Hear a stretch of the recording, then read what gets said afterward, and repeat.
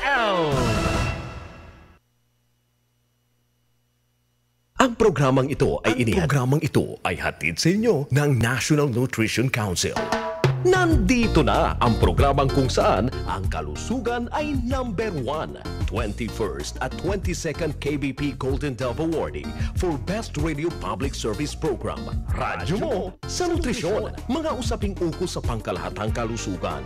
Matutugunan ang inyong mga katanungan ukol sa samu-saring issue ng maayos na pangangatawan. Radyo mo sa nutrisyon, mula ulo hanggang paa, busog sa impormasyon, hitik sa ekspertong kaalaman. Radyo mo sa nutrisyon, malusog na katawan, malusog na isipan para sa produktibong mamamayan. Narito na ang inyong mga kasama sa kalusugan. National Nutrition Council Executive Director, Assistant Secretary of Health, Bernie Flores, at si Rod Marcelino.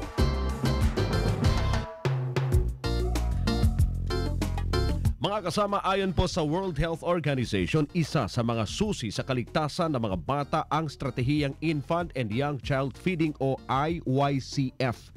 Partikular itong importante sa unang 2 taon ng buhay ng bata. Pagkalinga at pagpapakain ng sanggol at bata sa panahon ng emergencies ngayon sa radyo mo sa Nutrisyon Year 5. Malusog na katawan, nutrisyon ang kailangan. Malusog na isipan, nutrisyon ang kasagutan. Magandang hapon po mga kaibigan at mga kabarkada sa nutrisyon. Ako po si Rod Marcelino. Ayun, nakalimutan kong banggitin yung pangalan ko kanina sa intro. Anyway, kumusta ho kayo sa mga oras na ito? Isa muling very informative episode ang inihain para sa atin ng ating ninang sa nutrisyon at kalusugan, ang Executive Director po ng National Nutrition Council, Assistant Secretary of Health, Bernie Flores. Magandang hapon po, Ma'am Bernie. Magandang hapon din sa iyo, Rod. Buti na lang, hindi mo nakalimutan sabihin pangalan ko. Nakalimutan ang pangalan. Magandang hapon din po sa inyo, mga suki. Patuloy pa rin nating sineselebrate ang Nutrition Month, Rod, ngayong July. Yes, ma'am. Na may tema namang kalamidad, paghandaan, gutom at malnutrition agapan. Yan. Sinimulan na tayo, no? Nung Miyerkules, si Glenda. Talaga, So, tamang-tama ang topic natin. Ang topic natin ngayon ay bahagi ng kahandaan tungkol sa or against emergencies, ang infant and young child feeding during emergencies. Ayun. Yung pagkalinga at pagpapakain ng mga sanggol at bata sa panahon ng emergency. Pero bakit po, ma'am, vulnerable po ang mga sanggol at bata? Maliban dahil sa maliit pa sila. Of course, oo. Dahil sa ang mga sanggol at bata, Rod, ay walang kakayanan na alagaan yung kanilang sarili. Ayun. At lalo pa kung protectionan yung kanilang sarili, di ba? Meron silang mga particular na pangangailangan, lalo na sa pagkain, na kapag naudlot sa panahon ng emergencies ay mabilis na makakaapekto sa kanilang nutrisyon at kalusugan. Kaya very vulnerable talaga sila, di ba? Sundan mo pa kung magkasakit. Kulang na ang pagkain, nagkasakit pa during lalo na sa masisikip na evacuation centers. Pero hindi ko alam masyado yan. Mabuti pa tanungin natin. Tama. Sa ating bisita ngayong hapon. Tanungin natin ang ating eksperto. Ang ating bisita ay walang iba kundi ang Pangulo ng isang non-government, non-profit organization. Ang tawag sa kanila ay Kalusugan ng Mag-ina Incorporated. At siya rin ay isang consultant ng World Health Organization tungkol sa essential intrapartum or nasa loob pa ng sinapupunan and newborn care. Yan. So, walang iba kundi si Dr. Maria Asuncion A. Silvestre. Yan, tawag natin sa kanya Dr. Mian. Magandang hapon. Good afternoon. Good afternoon, Dr. Silvestre. At welcome po dito sa radyo mo sa Nutrition. Magandang hapon and Kuya Rod. Magandang hapon din po, Dr. Mian. Alright, diretso tayo sa ating talakayan dahil sinasabi nga natin kanina, napakahalaga itong episode natin dahil,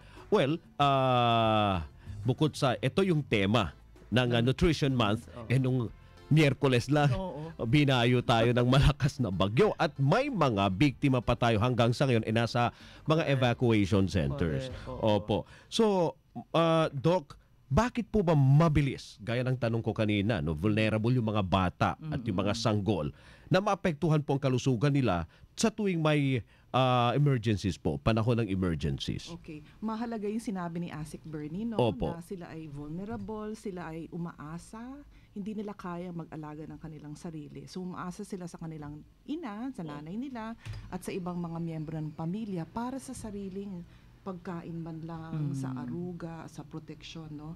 And especially sa isang period, no, ng kanilang napakabilis na growth and development. So yung less than yung mga bagong panganak na sanggol hanggang less than 2 years of age and extending even to the less than 5 years of age. Napakabilis ng kanilang growth and development during those months. Lalo silang na peperwisyo, kumbaga.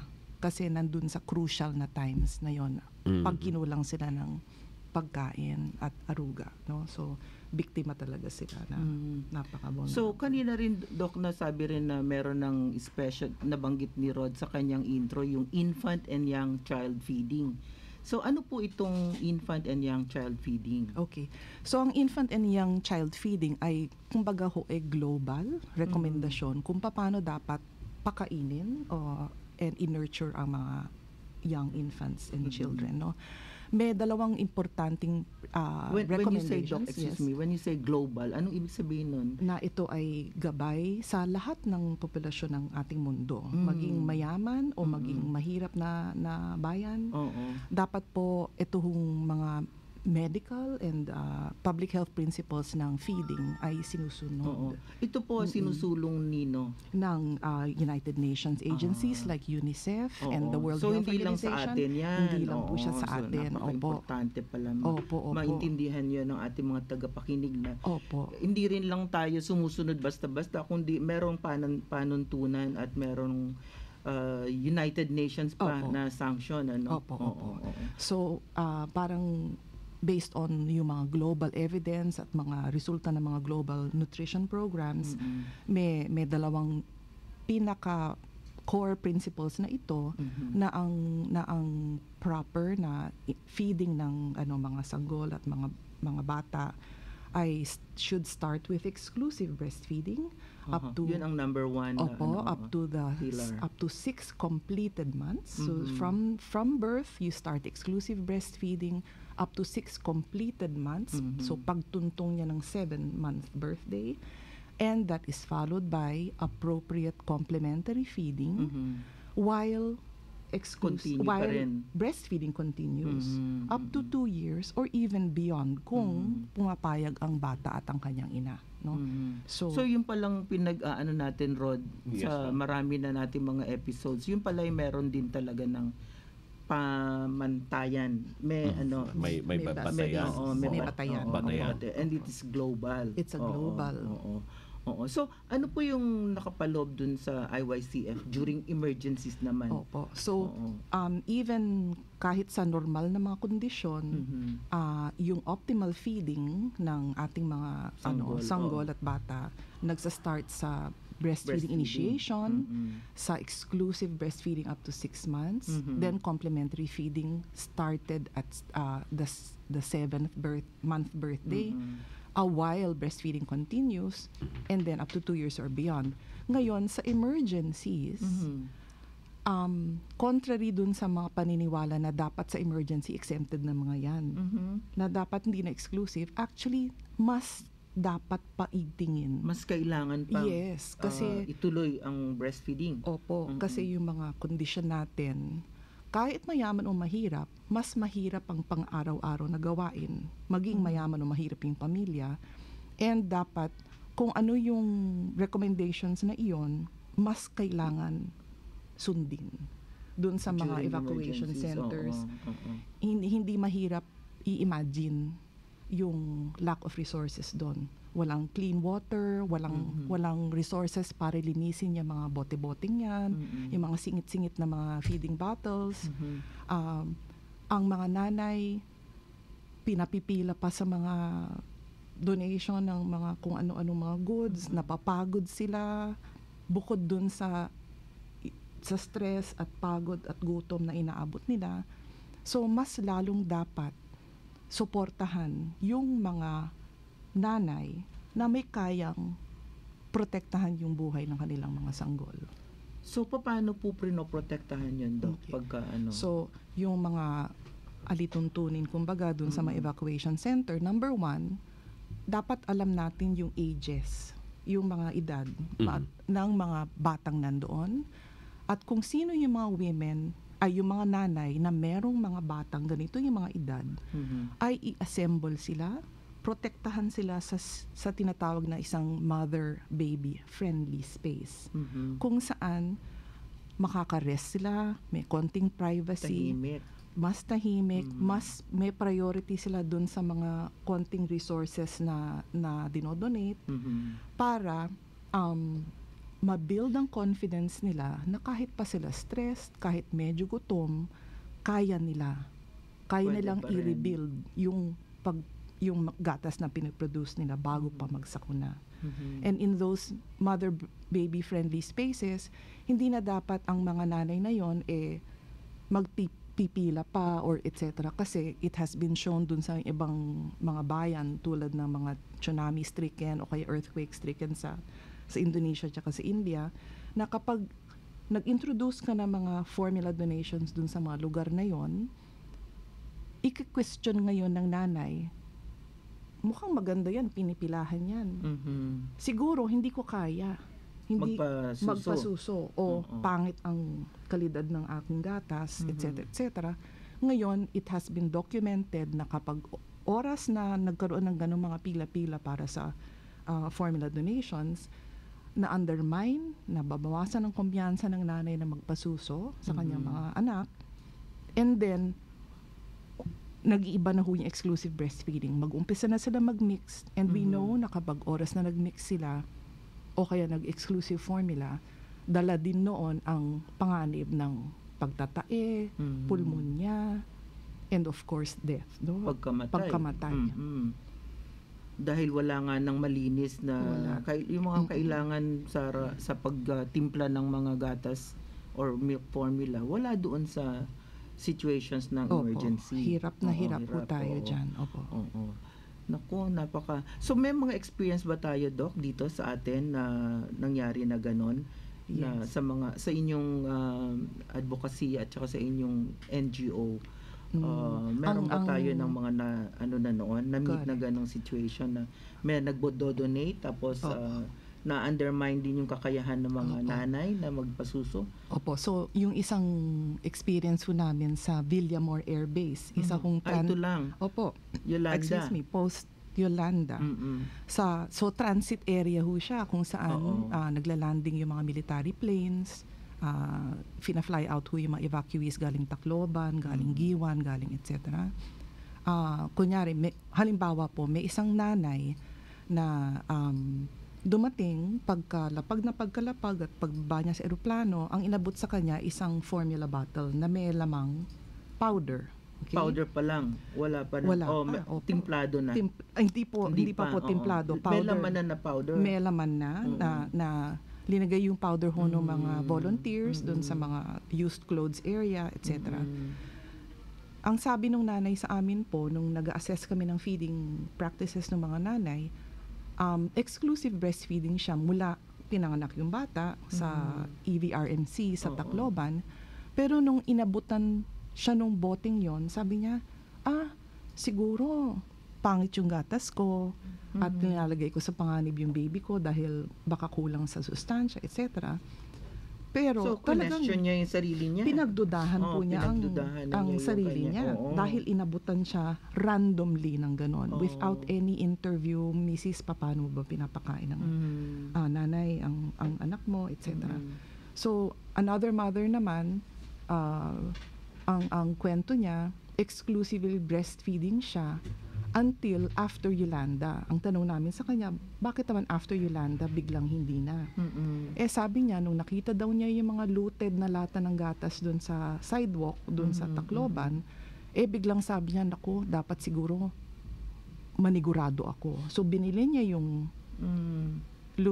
gatas, lata, at nagumpisa na siya mag-mixed. And then of course, dahil hindi na directly sumususo yung anak niya doon sa ibang parts of the day or night, kumukonti na yung kanyang production. ng gatas. So, these are 2 examples na talagang naapektuhan mo yung mga donations na nagmamagandang loob with very, very good intentions. Hindi ho natin kine-question yung sincerity. Pero ho, yung impact nun, hindi ho natin nakikita. Ayun. Siguro baka yung iba magtataka bakit nagbibigay na nga ng tulong itong mga mga infant formula yung mga bata Yes. at medyo hindi pa nila alam kung anong gagawin nila. Kaya tinatanggap na rin nila. Pero gusto lang nating linawin ito, Ma'am o Doc. Bakit ba bawal talaga yung donasyon ng infant formula at yung iba pang gamit na may kaugnayan dito sa panahon po ng emergency, sa kalamidad? Okay. Opo. Kasi yun ang parang mas nauna nilang naririnig, di ba? Bawal. Bawal, pero ano naman ang gagawin? Pero hindi naman sinasabi, bakit bawal? Bakit bawal? So, di ba sabi natin tulad ng mga building code, mga fire code, mga batas na ito ay designed para protektahan tayo. Okay? May basihan. And the basis is that after na ma-donate nga itong mga formula na ito, merong datos na nag-convince sa atin na nag-i-impact talaga sa kumpiyansa ng nanay, nagbabago siya ng feeding practices, and dala nung pagka-mixed feeding o kaya pag-shift niya sa formula, and especially in these evacuation centers na hindi naman secure, diba? Walang clean water, walang clean hygienic practices, hindi ka makapag-boil ng water, etc. That ang dala nito later on after these well-meaning donors give the donations, hindi na nakikita yon ng mga donors natin, no? Yung kailangan ng iswero, i-ospital na nagtatain ng bata, na nade-dehydrate na, nagkakaroon ng pulmonya, nagkakaroon ng ubo, sipon, etc. etc. So, yung later na impact nun, ang pine-prevent, no?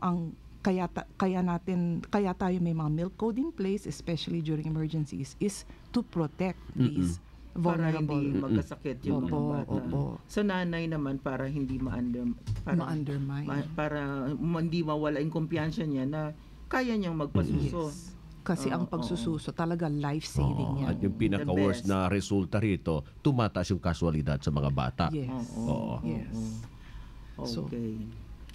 Alright, so mga kasama, magpapatuloy po ang ating talakayan ngayong hapon, pero dadako muna tayo sa ating nutrition word for the week, complementary feeding. Ma'am Bernie. Ang complementary feeding po, lalo na Rod, ay yung pagbibigay ng angkop na pagkain sa mga batang may edad completed 6 na buwan. 6 na buwan pataas habang patuloy pa rin yung pagpapasuso sa kanila. Ang complementary feeding ay sinisimulan pagsapit ng ika-6 na buwan ni baby, pero dapat ay ipagpatuloy pa rin ang breastfeeding hanggang siya ay 2 taon or even higit pa. Opo. Yan, So, yan ang complementary feeding. Ang ibig sabihin, ma'am, ay kahit na kumakain na ang karaniwang pagkain ng sanggol o bata, ang edad ay 6 months pataas, dapat patuloy pa rin po yung breastfeeding. Oo. Marami pa siya makukuhang nutrients dyan.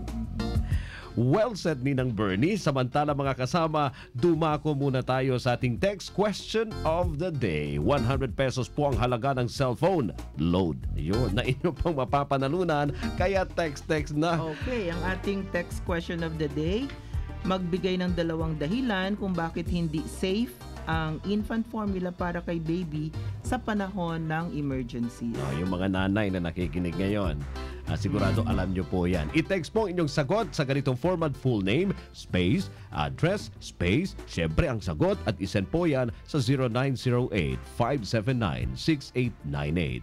Samantala, reminder po mga kaibigan, pwede nyong pakinggan muli at mapanood pa ang ating episode ngayon at yung mga nakaraan. Punta lang po kayo sa Radyo Mo sa Nutrition channel sa youtube.com/Radyo Mo sa Nutrition. One word lang po yung Radyo Mo sa Nutrition. At pwede rin tayo maging friends sa facebook.com/Radyo Mo sa Nutrition din. O kaya i-follow nyo kami sa twitter.com/Radyo Nutrition naman. One word din po, O pwede nyo ring i-add kami sa inyong circle sa Google+.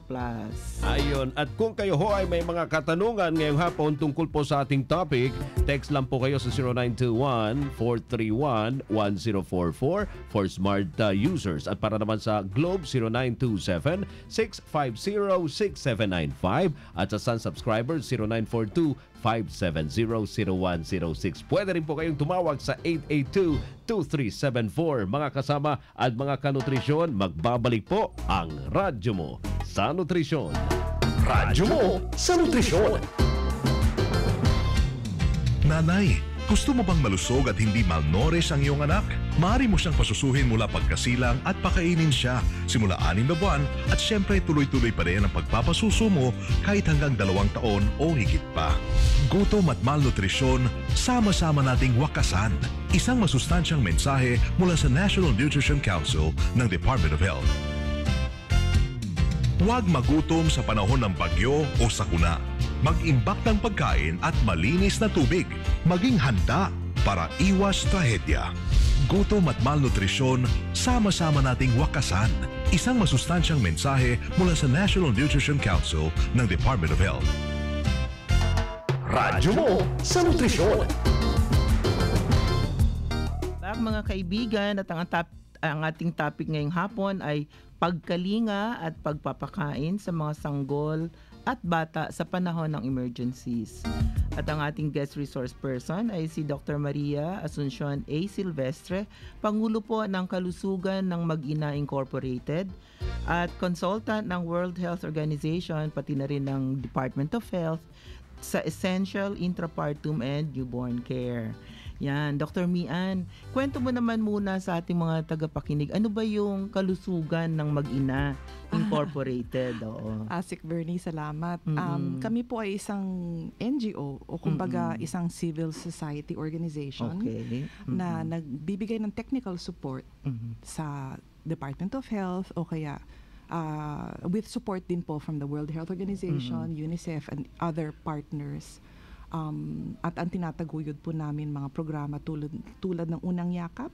Oh, yun. Opo. Rod, naalala mo Unang Yakap na picture natin dito? Yes, si ma'am. Dr. Kalibo. Si Dr. Kalibo, Yes, tama. ang Family Health Office. Oo, dalawang best na namin naging guest si Dr. Kalibo dito sa radyo mo. Yes. So, yun ang inyong main advocacy. Main advocacy po yung mga labor delivery practices at saka immediate newborn care. Pero tumutulong din ho kami sa ibang breastfeeding like mother support groups.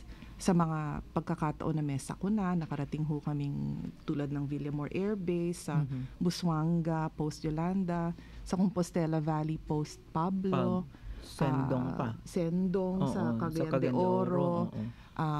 Minsan ho hindi physically, pero through our networks of mother support groups.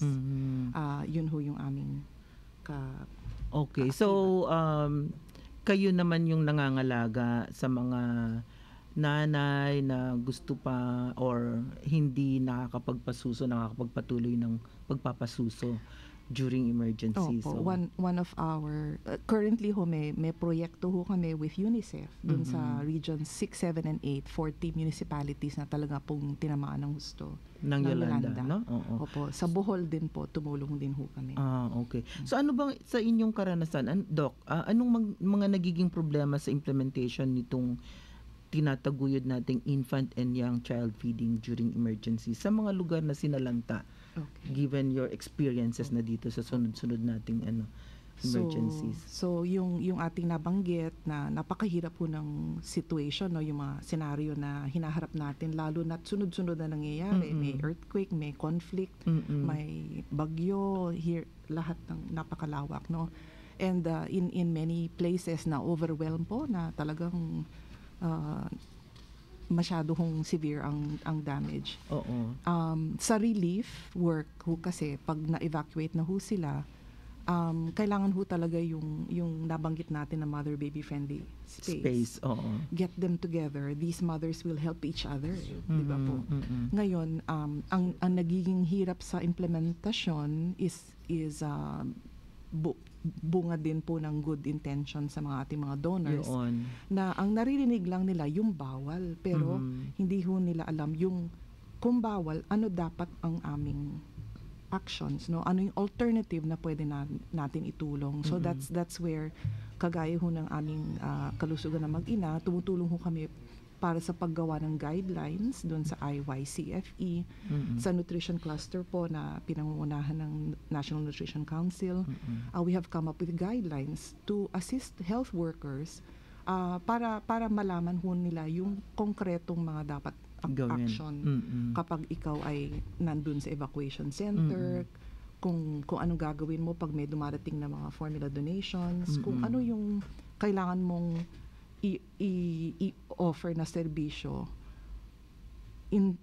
to substitute for yung formula donation. Dok, halimbawa, yung nanay sinabi na, ay, nawala na siya ng gatas. O, di ba kasi pag tensionada, parang gano'n. Opo. Or na-stress Yes. because of the emergency. Tapos, umuurong daw yung gatas. Opo. Totoo ba yan? Ang stress At paano yan ina-address kung Opo. ano? So ang stress ho, hindi ho niya ina-affect ang pag-produce. Pero minsan nakaka-affect ng pag-let down. Yung pag-release ng gatas. So meron siya ng gatas. May gatas pero hindi lumalabas. Hindi lumalabas dahil yung sa stress naiisip niya yung opo. paligid niya magulo, mga ganon. Tapos yung confidence niya, lahat Baka wala siyang lugar na pwede siyang mag-breastfeed, nahihiya siya, Yes, ganon. yes. Pero meron siyang milk. Pero meron siyang milk. Oh, so hindi ho anong- yan basta-basta mawawala. So paano natin i-address yun? So as an evacuation, if you're working sa evacuation center o kaya di kaya nanay ka din, ang importante talaga i-reassure, no? I-build ulit yung kumpiyansa ng nanay na nandyan yan, kailangan talaga lang kumbaga sa texting, unli yan, oo. I-unli mo ulit yung pagpapasuso. So hindi ka kailangan magpa-load kasi nandyan siya. Yes. Ang galing naman ni Hazel. Andyan na siya. Nandyan na Kailangan siya. mo lang Kailangan na lang i-push na siguro paraan.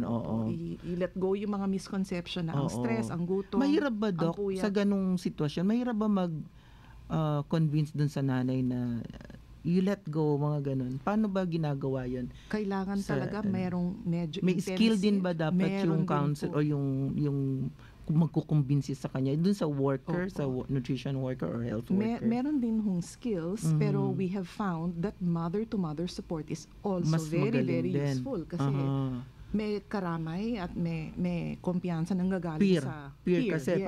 kapantay si nanay, ako Kinaya nanay ko, ka. kinaya ko, kaya mo rin yan. Or, Meron tayong mga ganyan. meron hong mga mother-to-mother support groups na namumuo Pwedeng sa ma-mobilize Cebu, sila Davao. kaagad, ganon. Opo. Actually, sila nga ho yung partner namin nung una kaming nag-mobilize for Villamor. Ang mga mother-to-mother support. And napapakinggan sila ng mga nanay Ay, na opo. gano'n. Even sa Facebook ngayon, ang mga nanay na namamroblema o kaya pati tatay, doon nagtatanong sa Facebook. And magagaling ho ang mga well-informed mothers. Effective din po sila. So ano pang mga guidelines yun? Ano pa yung mga problema tapos paano nyo ina-address yung mga problema Oo. niyo? So Meron ba mga pasaway halimbawa? Nanay po. Oo, and how do you address usually that? kapag ho sila ay nakatanggap ng good information and that compassionate na hands-on na face-to-face support, usually naman ako convince sila. If they kasi alam naman talaga nila na talagang imposible itong kailangan kong gawin kung magtitimpla pa ako ng gatas, magbo-boil pa ng tubig, maghuhugas. Wala nga pang inom eh. Paano so, pa yung ano? in their heart and in their mind, alam nila na hindi to kakayanin. So, pero they need support. They need support. Yung mga nagme-mix feeding ho at that time, pwede hong ibalik sa exclusive in what's called relactation. And many of our NNC colleagues are experts at this. There are many mothers na talagang eksperto rin sa pagpapabalik ng gatas. Na Tapos yung masahe, Doc, di ba? Yung mga husband pwedeng tumulong kasi doon. nakakabawas Para hindi ng rin lang stress. sila parang di ba? Parang natutulala rin sa mga evacuation center. Feeling walang magawa. Feeling Wala hopeless, helpless, ganun. Correct. So meron silang pwedeng gawin. Meron hong role ang Pwedeng husband. ituro sa kanila paano tama Yes, para yes. lumabas si Opo. Anli. Opo, si Oo. Anli. Oo, galing. Kung ano ah. yung baha, pantayan natin ang baha. So yung sino, Doc, ang mag-establish ng mother-baby friendly spaces? Actually, sa camp management ho yan no? Doon sa okay. evacuation center. Ang naaatasan po ay ang DSWD nating partners. Camp manager, with the Department of Health and after every disaster, may mga clusters ho na mobilize yan. Health cluster, nutrition cluster ho. Merong activities on water and sanitation, yung tinatawag na WASH. So there are mechanisms that are triggered, no, na para protektahan itong mga nanay at mga baby. So parang kumbaga ngayon at medyo mas organisado na yung nutrition cluster during emergencies, may expect na natin or ng ating mga kababayan na pag nagkaroon ng emergency at meron ng evacuation center, kailangan nakaput up din tong mother baby friendly spaces. Opo. Kumbaga ho, 'di ba sabi natin breastfeeding is a life-saving intervention. Just like anything else, it should be pre-positioned. So even without a disaster, dapat mataas ang breastfeeding rates natin. And then people will say, paano naman yung mga formula fed? What we are saying is that importante na may individualized assessment muna kung ano ang pinapakain ng nanay at the time nung nag-disaster. Whether exclusive siya o mixed o exclusively formula fed, hindi dapat randomly magdi-distribute ka lang. Dapat may individual assessment and then i-tailor, ibagay ang intervention dun sa bawat nanay at baby na humaharap sa inyo. Okay, nako, dami siguro natutunan ng ating mga tagapakinig. Alam nyo naman, tuwing may emergency, kagaya ngayon, katatapos lang at may papasok na namang Henry sa ating bansa, labis na napakahalaga na tugunan ang special na pangangailangan ng mga sanggol at maliliit na bata. Sa pamagitan po ng programang Infant and Young Child Feeding, matitiyak na ang mga nagbre-breastfeed ay makapagpapatuloy na magpasuso, muling makapagpasuso ang mga naudlot dahil sa emergency at mabibigyan ng angkop at malinis na complementary food ang mga bata. Gayon din po ang mga inang nagpapasuso ay mabibigyan ng sapat na tulong at suporta. Yan. Maraming salamat po sa ating naging guest resource person si Dr. Maria Asuncion A. Silvestre, ang Pangulo po ng Kalusugan ng Mag-ina Incorporated at siya rin pong isang consultant ng World Health Organization at ng Department of Health at ng iba pang mga UN partner agencies tungkol sa essential intrapartum and newborn care. Yan, Dr. Mian, your parting words po para sa ating mga tagapakinig. Opo. And thank you muna sa opportunity po na makapag-share ng experiences at ng konting technical expertise ho dun sa IYCFE based on yung experiences namin sa mga sakunang nangyari. Meron hong bagong IYCFE guidelines na draft, especially after Yolanda, that ang target nito ay yung mga health workers na talaga naman nagpa-frontline sa mga evacuation centers, and of course to the general public and yung mga ating mga butihing mga donors. Hindi naman po ito kumbaga negative ang dating. We understand the sincerity and the kindness and the compassion in the donations, pero ang sinasabi po natin, magbigay ho tayo responsibly so that we can also deal with the consequences ng ating action. Sa evacuation centers, gusto ho natin na may individual assessment ng bawat ina at baby bago mamigay ng kung ano, mag-prescribe o maghatol kung anong dapat ipakain. Alright, maraming salamat, Dr. Mian, mga kasama. Eto na po, ang 6 na winners ng Tig 100 pesos na cellphone load na unang nagbigay ng kanilang sagot sa tanong. Magbigay ng 2 dahilan kung bakit hindi safe po ang infant formula para kay baby sa panahon ng emergencies. Ma'am Bernie, yung tamang sagot rito ay maaring magkasakit si baby gawa ng walang malinis na tubig at madumi ang kapaligiran. Ang mga winners, Dominga Funa, Phase 1A. Alright, from Barangay Payatas, Quezon City. Congratulations. Tama lahat yung mga sagot nila rito, ma'am. Marie Palma, from Maligaya Park Subdivision, Novaliches, Quezon City pa rin. Si Andy Rosal from Lagawe, Ifugao. Oy, medyo malayo-layo. Andy po, Andy Rosal from Lagawe, Ifugao. Ano kaya siya? Lalaki o babae? Oo nga, no? Kasi may mga Andy rin na babae. May Andy rin na lalaki. May Andy rin. May Andy rin. Erwin, congrats. Erwin Lurian from Barangay Gitnang Bayan, San Mateo, Rizal. Okay. Jay Guantero from Barangay Molino, Bacoor, Cavite. Barangay Molino. Andrea Nicole from Short Thorn Project 8, Quezon City. So sila po yung anim. Quezon City, ha? Congratulations. Congratulations. Mga maraming suki. salamat sa inyong pakikinig. At mga kasama, patuloy lang po. Maraming salamat mga kasama sa inyong patuloy na pagtangkilig sa Radyo Mo sa Nutrisyon. Tandaan, dito po sa Radyo Mo sa Nutrisyon, bubusugin namin kayo sa impormasyon. At sisiksikin naman namin kayo ng mga tip tungkol sa tamang nutrisyon. At tutulungan namin kayong iwaksi ang mga maling gawaing kumukontra po sa mabuting kalusugan. Wastong nutrisyon, impormasyon. Solusyon, positibong aksyon. Tandaan lamang po, malusog na katawan, malusog na isipan para sa malusog na mamamayan. Ako po inyong lingkod, Assistant Secretary of Health, Bernie Flores. At ako naman po si Rod Marcelino. Kami ang inyong mga kabalikat sa kalusugan at wastong nutrisyon. Dito sa Radyo Mo sa Nutrisyon. Malusog na katawan, nutrisyon ang kailangan. Malusog na isipan, nutrisyon ang kasagutan. Para sa malusog na mamamayan, wastong nutrisyon ang Ang programang ito ay inihatid sa inyo ng National Nutrition Council. kabalikan niyo sa kinabukasan. Mula